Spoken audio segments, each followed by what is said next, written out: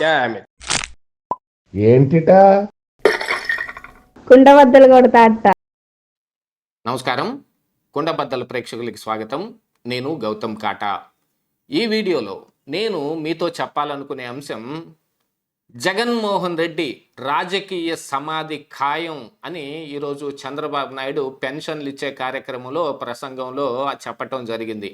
నిజంగానే ఆంధ్రప్రదేశ్ రాష్ట్రంలో 11 సీట్లకే పరిమితం అయిపోయిన జగన్మోహన్ రెడ్డి చాలా డేలా పడిపోయాడు. అసలు హిమాలయాలకి వెళ్ళిపోదాం అనుకున్నాను, కానీ 40% ఓట్లు వచ్చాయన్న ఒక్క ఆశతోటి ఇంకా నేను ఆంధ్రప్రదేశ్ రాష్ట్రంలోనే ఉన్నాను అని చెప్తూ ఆయన పులివెందులకు వెళ్ళి అక్కడి నుంచి అటువైపుగా పక్కనే ఉన్న బెంగళూరు ప్యాలెస్కి వెళ్ళి అక్కడ మరి ఏం చేస్తున్నాడో మనకి తెలియదు, కానీ ఏదో మంత్రాంగం చేస్తున్నాడనే వార్తలు బయటకు వస్తూ ఉన్నాయి.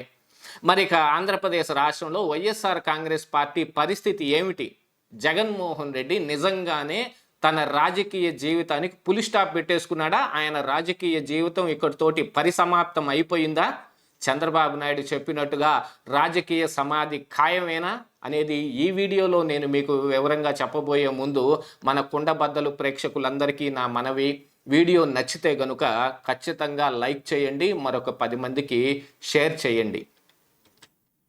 ఇక జగన్మోహన్ రెడ్డి 11 సీట్లకే పరిమితం అయిపోయిన తరువాత అయినా కూడా తనకు ప్రతిపక్ష హోదా కావాల్సిందే అని స్పీకర్కి ఒక విచిత్రమైన లేఖ రాశాడు. అందులో స్పీకర్ని సైతం నిందిస్తూ, మీరు అప్పుడు అలా అన్నారు, ఇప్పుడు ఇలా అన్నారు, జగన్మోహన్ రెడ్డి ఓడిపోయాడు తప్ప చచ్చిపోలేదు, చచ్చేదాకా కొట్టాల్సిందే అని అన్నారు అనే దాన్ని కూడా ఉద్ఘాటిస్తూ ఆయన స్పీకర్కి లేఖ రాసి దాంట్లో తనకు ప్రత్యేకంగా ప్రతిపక్ష హోదా ఎలా వస్తుందో కూడా కొంత వివరిస్తూ కొన్ని ఉదాహరణలు కూడా చెప్పాడు. అవన్నీ తప్పుడు ఉదాహరణలని తర్వాత మీడియాలో కానీ సోషల్ మీడియాలో కానీ బాగా హల్చల్ రేగింది. ఇక ఆ విషయాన్ని పక్కన పెట్టేసేసి జగన్మోహన్ రెడ్డి బెంగళూరు వెళ్ళాడు. వెళ్ళిన దగ్గర నుంచి ఆయన మీద వేరే పుకార్లు రావటం మొదలుపెట్టాయి. తన వైఎస్ఆర్ కాంగ్రెస్ పార్టీని తీసుకెళ్ళి తల్లి కాంగ్రెస్ అయిన కాంగ్రెస్ పార్టీలో కలపబోతూ ఉన్నాడు, డీకే శివకుమార్ తోటి మంతనాలు చేస్తూ ఉన్నాడు అని చెప్పి కొన్ని వార్తలు వచ్చాయి. వాటి మీద కూడా ఒక విచిత్రమైన వాదన బయటకు వచ్చింది. ఏమిటయా అది అని అంటే, ఇలాంటి పుకార్లన్నిటినీ జగన్మోహన్ రెడ్డి బయటకు వదిలాడు. మోడీని కొంచెం అదిరించటానికో తనని హెచ్చరించటానికో నన్ను కొంచెం మీరు గుర్తుపెట్టుకోండి అని గుర్తు చేసుకోవటానికి ఇలాంటివన్నీ బయటకు పంపించాడని ఒక సమాచారం కూడా ఇప్పుడు హల్చల్ చేస్తూ ఉంది. ఏది ఏమైపోయినప్పటికీ జగన్మోహన్ రెడ్డి అయితే ఇప్పుడు 11 సీట్లకు మాత్రమే పరిమితం అయిపోయి ఉన్నాడు. ఆయన ప్రతిపక్ష హోదా వచ్చే అవకాశం కూడా ఏం కనిపించటం లేదు. కాబట్టి ఆయన ఇక అసెంబ్లీకి వచ్చే అవకాశాలు కూడా ఏ మాత్రం 1% కూడా కనిపించటం లేదు. మరి అలాంటి వాడు అసెంబ్లీకి కూడా రాకుండా ఆంధ్రప్రదేశ్ రాష్ట్రంలో కూడా లేకుండా వెళ్ళి ఇప్పుడు బెంగళూరులో ఉన్న తన ప్యాలెస్లో ఉంటే మరి ఆంధ్రప్రదేశ్ రాష్ట్రంలో వైఎస్ఆర్ కాంగ్రెస్ పార్టీ ఏమవుతుంది? భూస్థాపితం కాక ఏం జరుగుతుంది? కానీ ఇది ఓడిపోయిన కొత్త కాబట్టి ఆయన ఇప్పుడే ఆ షాక్ నుంచి తేరుకొని ఉండడు కాబట్టి ఆ తరువాత మళ్ళీ చిన్నగా ఆంధ్రాకి వస్తాడు. ఇక్కడ గవర్నమెంట్లో ఉన్న టీడీపీ, జనసేన, బీజేపీల కూటమి యొక్క గవర్నమెంట్ మీద ఆయన తిరిగి పోరాడతాడు. మళ్ళీ ఇంతకుముందు 2014 నుంచి 19 దాకా చేసిన అసత్య ప్రచారాలు కానీ ఇలాంటి వాటన్నిటినీ మళ్ళీ బయటకు తీసి మరి గవర్నమెంట్లో ఉన్న వాళ్ళ మీద బురద జల్లే ప్రయత్నాలు చేస్తాడు అనేది కూడా కొంత సమాచారం బయటకు వస్తున్న జగన్మోహన్ రెడ్డి మాత్రం పూర్తిగా డేలా పడిపోయాడు. అది మాత్రం ఖచ్చితంగా కనిపిస్తోంది. తన రాజకీయ జీవితం ఎలా ఎందుకు అయిపోయింది అనే దాని మీద ఆయన ఎక్కువగా మదన పడుతూ ఉన్నట్టుగా కూడా కనిపిస్తుంది. ఇంత డేలా పడిపోయిన వాడు ఇక మరి పార్టీని ఏమి నడుపుతాడు?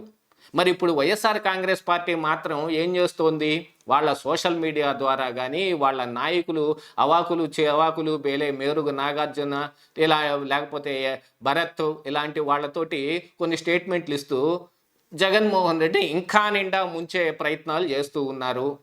ఏం జరిగినప్పటికీ వైఎస్ఆర్ కాంగ్రెస్ పార్టీ కార్యకర్తల్లో మాత్రం నిస్తేజం నెలకొంది. 23 సీట్లకే పరిమితమైపోయిన టీడీపీ పార్టీ నుంచి చంద్రబాబు నాయుడు, నారా లోకేష్ మరి ఆంధ్ర వదిలిపెట్టి వెళ్ళిపోలేదు. వాళ్ళు ఇక్కడుండి ఏదో చేసే ప్రయత్నం చేశారు. జగన్మోహన్ రెడ్డి చేసే వాటన్నిటినీ తిప్పికొట్టడానికి, ఇది వాళ్ళ మీద ప్రతిపక్షాలని నిలువరించడానికి చేసే ప్రయత్నాలను తిప్పికొట్టడానికి, ఈయన తీసుకున్న తప్పుడు నిర్ణయాలన్నిటినీ ప్రజలకు చేరువ చేయటానికి, ప్రజల్లో జగన్మోహన్ రెడ్డి మీద వ్యతిరేకతను పెంచడానికి అనేక రకాలైన ప్రయత్నాలు చేశారు. ఇది ప్రజలతో మమేకం అయితే జరుగుతుంది.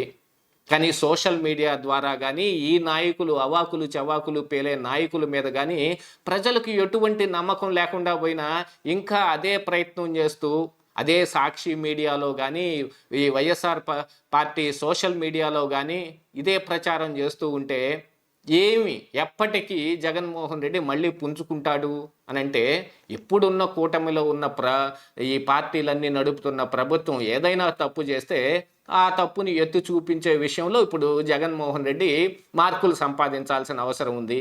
కానీ ఇలాంటి తప్పుడు ప్రచారాలన్నింటినీ ఎప్పటి నుంచే చేసుకుంటూ వస్తూ రేపు అలాంటి నిజమైన తప్పులు ఏదైనా ఉంటే వాటిని కూడా తీసుకొస్తే గుర్రాన్ని గాడిదని ఒక గాట కట్టేసినట్టు వీళ్ళంతా ఫేక్ ప్రచారమే చేస్తారు అని ఈ అపవాదు వీళ్ళ మీద పడిపోతుంది.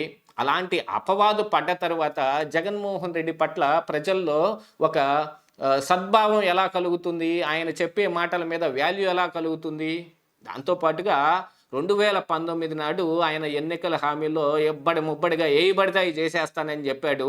ఉదాహరణకు పెన్షన్లే తీసుకుంటే 3,000 చేస్తాను అని అంటే, చంద్రబాబు నాయుడు అప్పుడు 1,000 రూపాయలు 2,000 చేసినట్టుగా ఒక్కసారిగా పెంచుతాడు అని అంటే, పెంచుకుంటూ పోతానని ఒక మాట అన్నాను కాబట్టి నేను పెంచుకుంటూ పోతానని 250 పెంచుకుంటూ వచ్చాడు.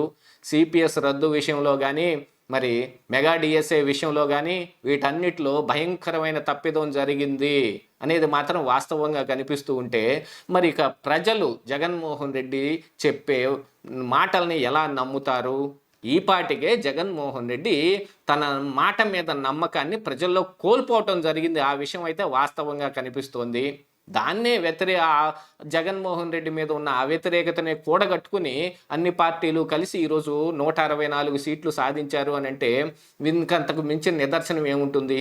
అయినప్పటికీ కూడా ఎంతైనా సరే మరి వైఎస్ఆర్ కాంగ్రెస్ పార్టీ కూడా 40% ఓట్లు సాధించిందని జగన్మోహన్ రెడ్డి గొప్పలుగా చెప్పుకుంటున్నప్పటికీ ఇలాంటి దుష్ప్రచారాలతోటి, ఇలాంటి అనవసరపు ప్రచారాలతోటి ఆ 40% ఓట్లు కూడా పోయే విధంగా కనిపిస్తూ ఉన్నాయి.